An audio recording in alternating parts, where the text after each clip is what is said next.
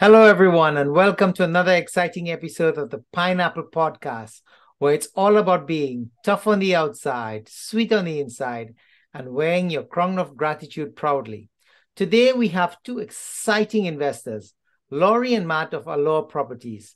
These guys were basically wasn't sure what they were going into. Then they realized real estate was the way to go.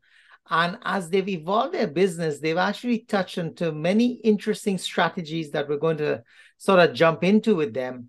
And they continue to grow and evolve, and they've become really strong in a community environment and also with their strategies as they build their real estate going forward. Guys, welcome to the Pineapple Podcast.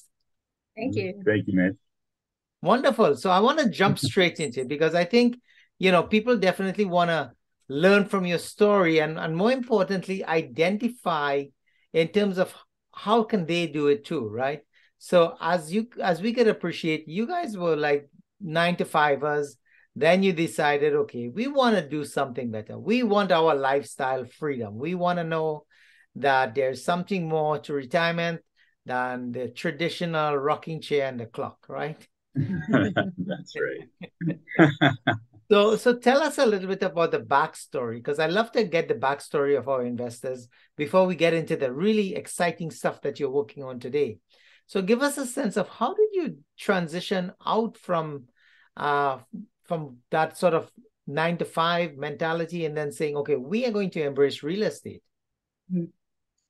Yeah, go ahead. I guess back in 2018, we both went to the 3-day Key Spire thing. We were very interested, and we were both working 9 to 5 jobs at the time. And we did our first burr while we were working, and that was, it was great, and it worked well. We still have it today. But then in 2020, my company went through a major reorganization, like about a month before COVID, and myself and my entire department was laid off. So it was quite a shock, and it was, very hard to accept. And I'm very thankful for COVID in many senses, because I probably would have jumped back into a corporate job because I was a director before. I probably would have just gone back into another job, but because COVID was shut down, I didn't have an opportunity to find a job. But I had a year of severance, and we had Keyspire already under our belt, and we said, you know what, the stars aligned, and this is our opportunity to do this full time. So we decided to start flipping in 2020, and we did exceptionally well for the last 3 years with all their flips that we did. That's amazing. I want to interrupt a little bit. I know your stories and flow here, but this is really, really important because when you're at the director's level, you kind of get comfortable to that usually six-figure income, and it just makes life wonderful. But it also limits you. And it's a clear example of really life happening for you, right? And not to you. Because you feel the disappointment, you feel the nervousness, you feel why me. And then I love what you just said. It's actually a great thing that it happened. Yeah. Like how powerful a statement is that, right? It didn't feel like it in the moment, but now that I look back on it, it was the best. Yeah. That's right. I remember her calling me that morning, and I said to her, like, this is it. This is why we've been doing this real estate journey, like learning on the side is coming together. And we know what we need to do. We've done one, we can keep doing it, and now you're full time. That's it. That's it. So many times I talk to people and they're always worried about the job loss, worried about what's going to happen. But when you have a plan that you're putting in motion while you're working, which is real estate, it really does change your life dramatically because now you have a secondary income. And that secondary income has the potential to become your primary income. And that to me softens the blow a lot. So I love the fact that you're sharing that.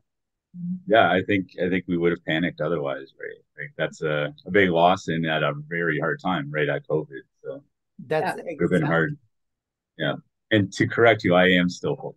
We're working on it. Yeah, we're working on it. Of course. Transition. The one thing I tell people, please do not quit tomorrow, okay? Nope. And really, like, we had a plan, right? So we know that the T4 is very important for things like refis, mortgages, things like that. So that's why Lori was able to not go full time, and I'm still there. And gonna take care of a few things, and then I'll be full time real estate investor myself. There you go. That's exactly the name of the game. And also, let's face it, a severance does help because it buys you time, gives you that little bit of security so you can really ramp up your time in what you're doing. And then you know with certainty whether this is actually what I want to do. Because we all talk about the real estate world as being great, but it's a lot of work. It's not necessarily for everybody. But if you do like it and you do want to embrace it, then sky's the limit, right? You can really build something strong here. If you really don't like it, then you're going to find something else to give you that lifestyle journey that you're seeking.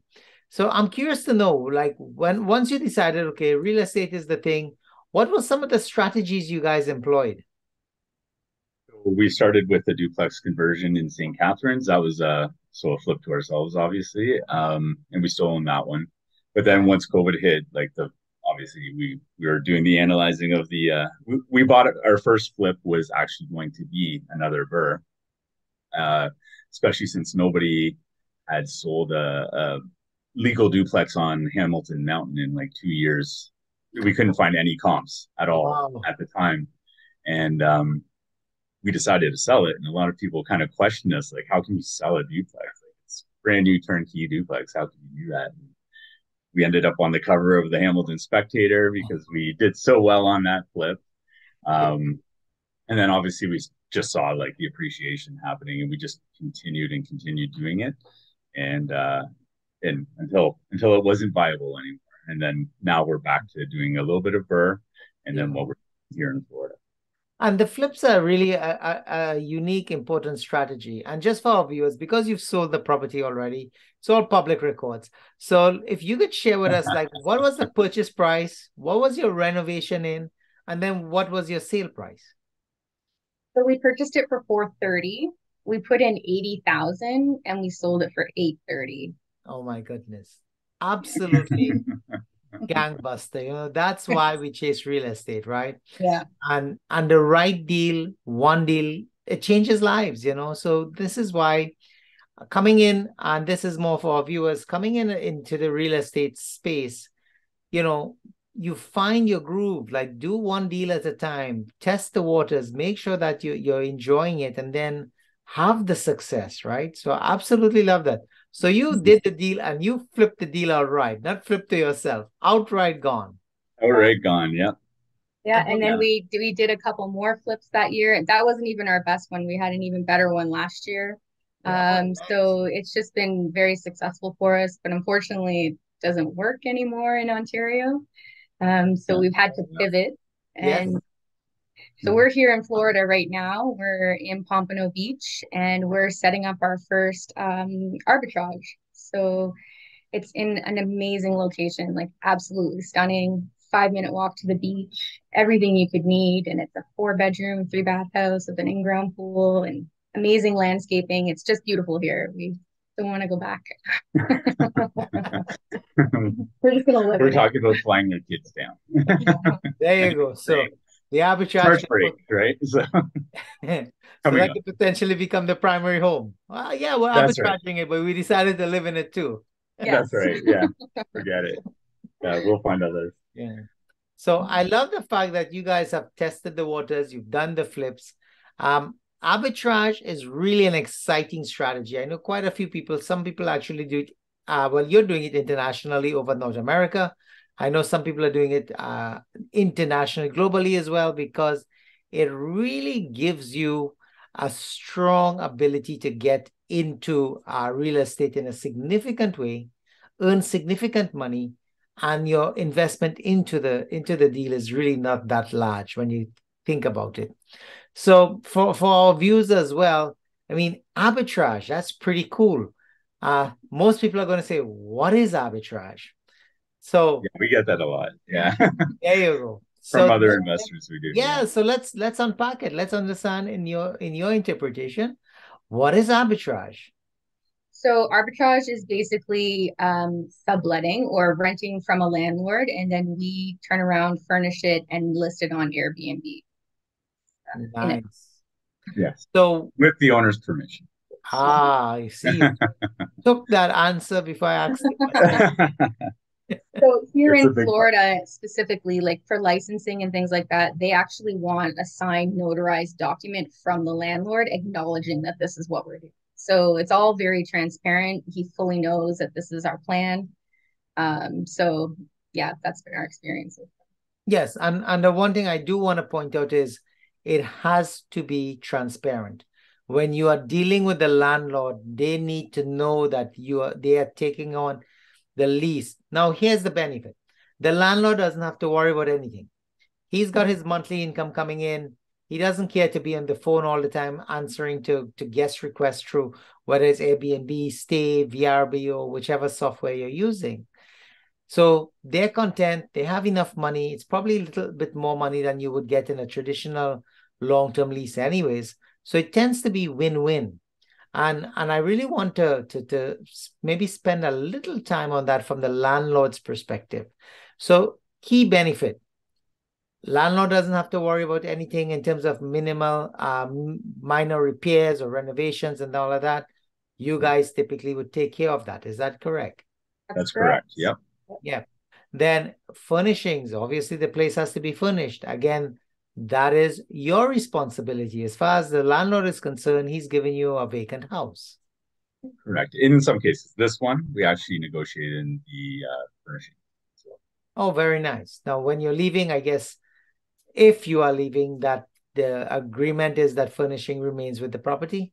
Yes, we have replaced quite a bit. Lori's gone out and spent lots of money shopping, and she's enjoying it. Lots of bright colors.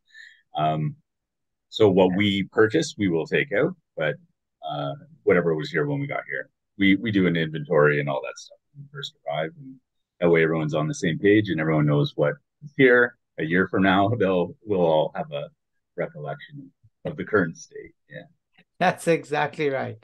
But that's the beauty with it. It's like it's all upfront. It's all clear cut. There's no hidden agenda here because you're going to have a lot of visitors rotating through that property. The last thing you want is a dispute with the landlord saying, oh, well, I never knew you had intentions to do that, right? So put it in the lease that this is what you're doing. The insurance is another thing too that sometimes has to be tweaked because of the number of visitors, or at least in the case of Airbnb, they provide their own insurance for their Airbnbers as well. So pretty brilliant. And then tell me why would you do this? What's in it for the person who's taking on the lease and all of that work? So actually he was running this as an Airbnb prior to us. So one advantage we had was we could see all the reviews online and we could see what people weren't happy about. And, you know, a lot of it was like property management, but everyone commented on the location was absolutely fantastic. So some of the things that they weren't happy about were very easy to change. Like they would say like, you know, something needed to be fixed and they had to wait here for someone to fix it, you know, during their vacation and they didn't want to do that, right? So that's where we can come in and we can make those improvements. And like the furniture that was here currently was maybe a little bit dated, some of it anyways. So we knew we can come in here and just make it look more refreshed and more of a vacation style. One thing we noticed about this area is everything is very gray and bland. Like nobody does any like fun tropical things. So that was kind of our goal was to do that and spruce it up and make it more fun and exciting. Our current background is like the before. We'll post something with some color later or something, but yeah. Yeah, no, totally. Look, the themes are incredible. Look, like you know, we do the Airbnb as well. My wife looks after that, whom you guys know. And the theme in this cottage up in North Ontario, in Wyerton area there, it's got seashells, it's got nice blues. It's you probably walk in there, hey, this is in Florida, you know. So, so you gotta set a theme somehow or the other, right? Of course, Because yeah. it works. So you're in Sunshine Land. So yeah, you gotta get oranges and seashells and stuff like that, right? Well, we have a pineapple room. And that's where we should have been. It's not up yet. Yeah. Tomorrow. And a flamingo room. We have like a very beach theme. A kids room has surfboards, so we're going for a very like beachy, cheery feel to kind of bright colors. Yeah, be a little bit different from the competition in our area. Yeah. No, I love that. I absolutely love that. The fact that it's a pineapple house now, you got me there. So we should come there. If ever we're visiting, we got to stop by and visit the pineapple room. Yeah, that's right. You're always welcome. Yeah. So this is great. So I guess this is your first run at arbitraging.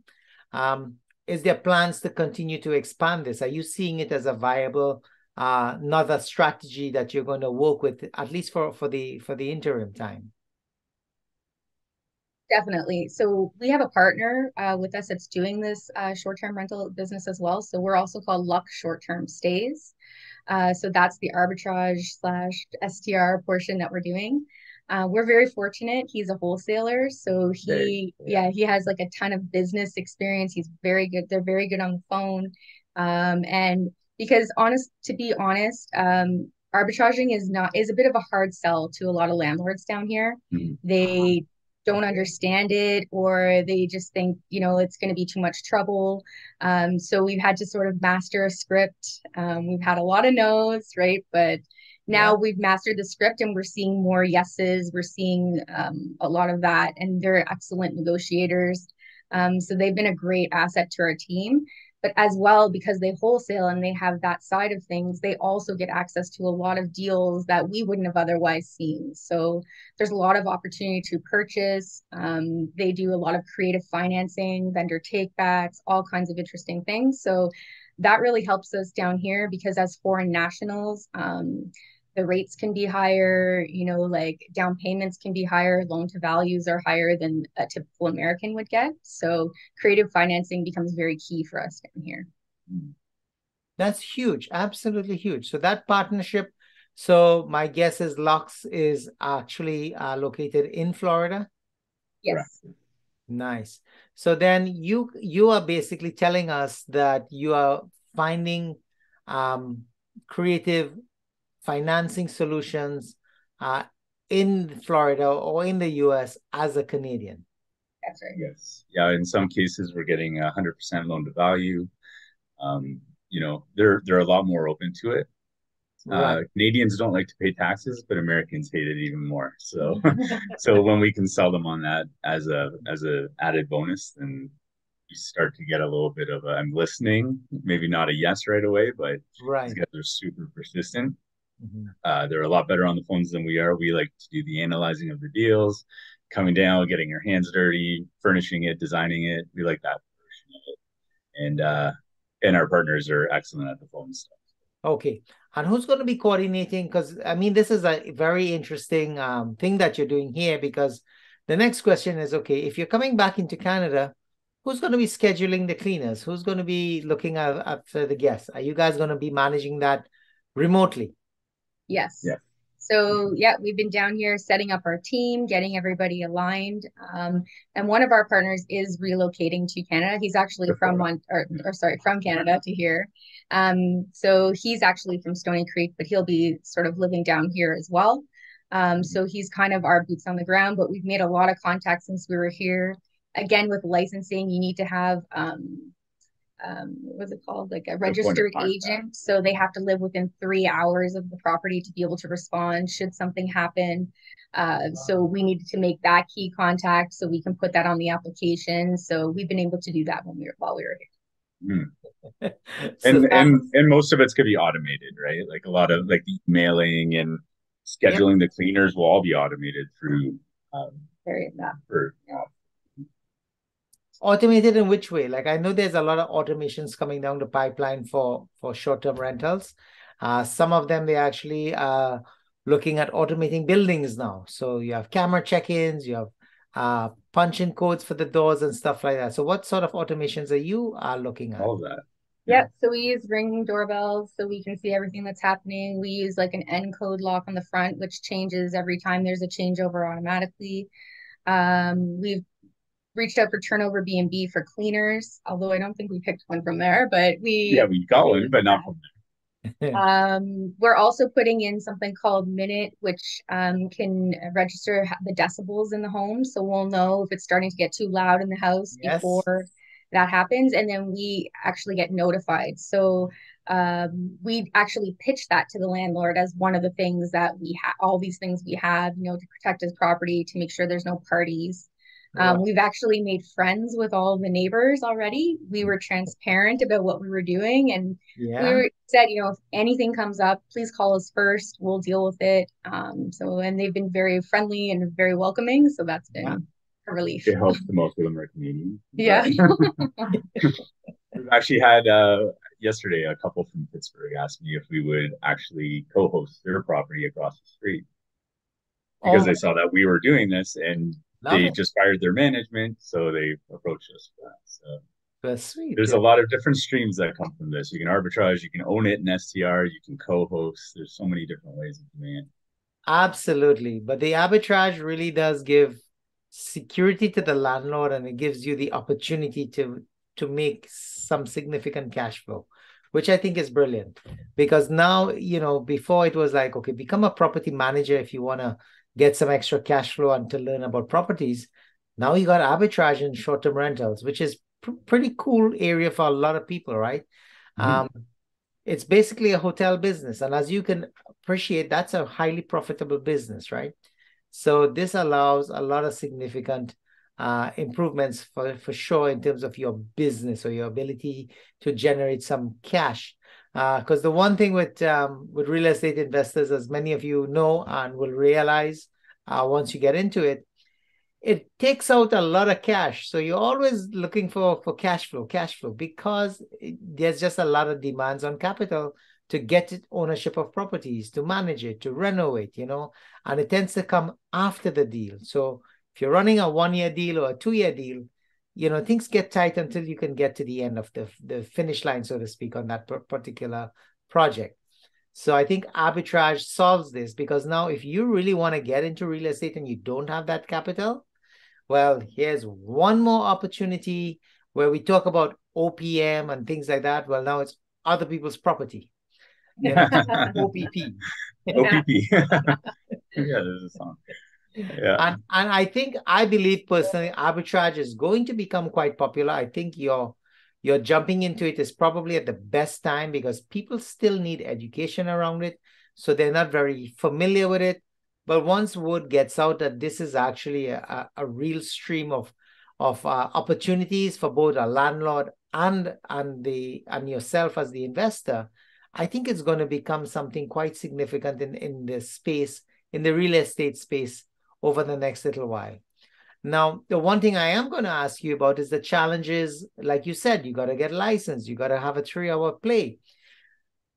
In the Canadian market, a lot of people are complaining that the municipalities, the towns, they're just outright putting a ban on short-term rentals, or they're restricting the license where it's probably just a couple hundred in a market of thousands of property, right? So it is becoming quite difficult for a lot of people. So you've already decided to pivot into the US market because you have more guidelines, better opportunities for it to be workable. And I think I like that for sure. What's your experience with the Canadian market? Because have you done any short-term rentals in the Canadian market as well?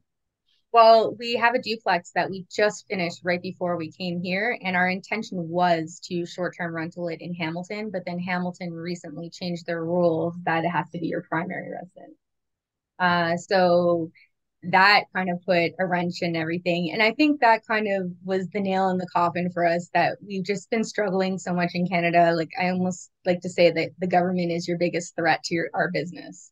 When it comes to taxes, what you can do, what you can charge, landlord tenant board, like everything just affects how we can invest there. And here in the US, it's just not like that. It's just much more open. They're open to, short-term rentals. Obviously, some have certain areas that you're not allowed to, but the area we're in just checked all the boxes for us. The seasonality here is very good. There's maybe 1 or 2 months a year that is considered lower, but it's still great. You're profitable. still making rent every month, you know, Yeah. where like in Ontario, like in Hamilton, you're going to have some real big lows in the winter time, right? Or lulls. And it's same with cottage country. Like your winters can be less busy, right? So we just didn't like the seasonality portion of that, where here it's more steady all year round. And they're more established, right? Like it's been happening here for way longer, short-term rentals. So they actually have the guidelines and the rules already instilled, and they're not going to change because it works. And they see how it works, and it's tried and tested. And um, so you know where you stand. You know exactly how it's going to go as far as dealing with the government. And they're just like, it's the state of Florida is like the ultimate capitalist state. Like I think that's why you see so many Canadians investing here. Yes. Is they want you to succeed. They want you to pump your money into here. Like we had a realtor tell us the best investor for the Florida market is actually Doug Ford, because he's sending all the Canadian money. You know, like we're all here, like that's right. The Gulf Coast or the Atlantic Coast. That's right. And you or know, in Orlando. Yeah. I love the fact that we're touching on this a little bit because, Laurie, you're right.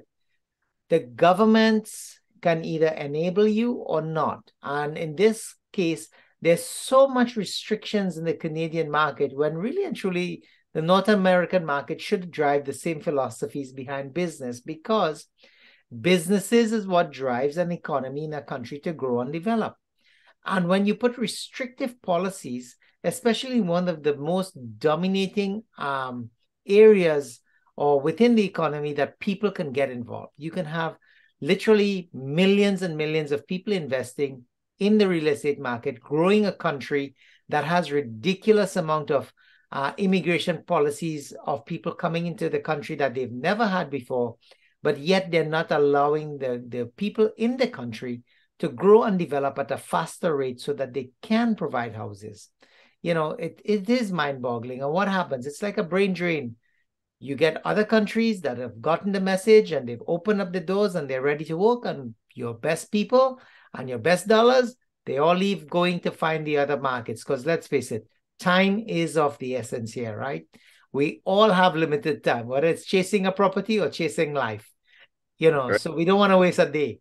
And this is what restrictive government policies can do. And we're not going to go down that tangent because everybody's got an opinion.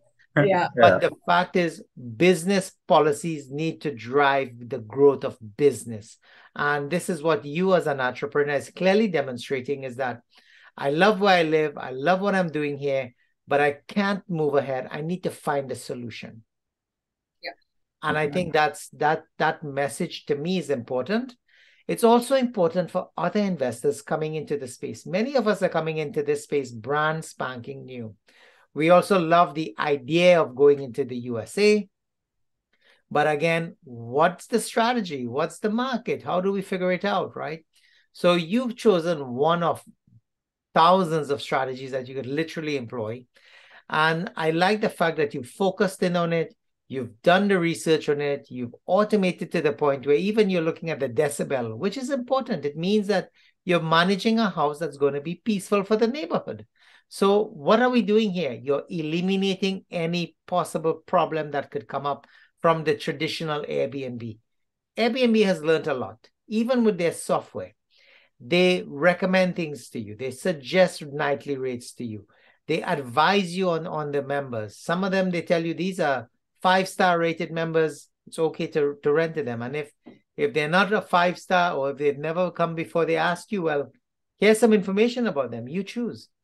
You have Stay, coming on board as well. Their focus is, again, more on the ownership side to see how best they could work together to provide that valuable resource that we all need in the STR space. So I think that this business, despite the limitations and the restrictions, the markets that embrace it, I think will grow significantly, because there's space for everybody, the hotels, the motels, and the short-term rentals. So again, I want to congratulate you guys on this opportunity for sure. So tell us a little bit, is it Arbitrage is the next little while, or what's in the future for you guys again? Yeah, definitely would take on more arbitrages if we're trying to even find more in this area, so then we can utilize the same team. And like I said, the location is just honestly the best. We love it here. And so we definitely want to purchase. We have, a lot of financial partners. As soon as you mentioned Florida, everybody's very interested in Florida. So we just kind of wanted to get a feel for it first, like Matt said earlier, before we start, bringing investors down with us. And then once we do that, we're ready to take over Florida. Yeah. Yeah. We want to do proof of concept to ourselves as well, we like to sleep at night. So we want to know exactly everything to do with this market and how our business works before we're bringing on other people's money, right? So we take that very seriously, and we just want to make sure that it's a viable market. Everything we've seen it is, but we want to test for ourselves, get that proof of concept, and then start bringing on the JV partners and expanding into purchases. And I don't know, we were even looking at boutique hotels. So who knows? Very nice. So if anybody wanted to connect with you guys, what's the best way? Would it be email, your website? Yeah. I guess you can always go to, we've got 2 websites now, luxshorttermstays.com or Allure Properties Inc. or Allure Properties.co. Right? Yeah. I always get that wrong. And then, or you can email us for sure, either Matt or Lori at either allureproperties.co or luxshorttermstays.com. I will get all of that. Put it in the comment below. Yeah, we'll put that in the comment below. So anybody wants to reach out to you guys, they'll have access to you. And once again, on behalf of the Pineapple Podcast, I want to say thank you very much. And to our viewers here, guys, remember, hit the like, subscribe, and notify button as we're growing our base. And remember, it's all about being tough on the outside, sweet on the inside, and wearing your crown of gratitude proudly. Have a great day, everybody. Bye. Thank you.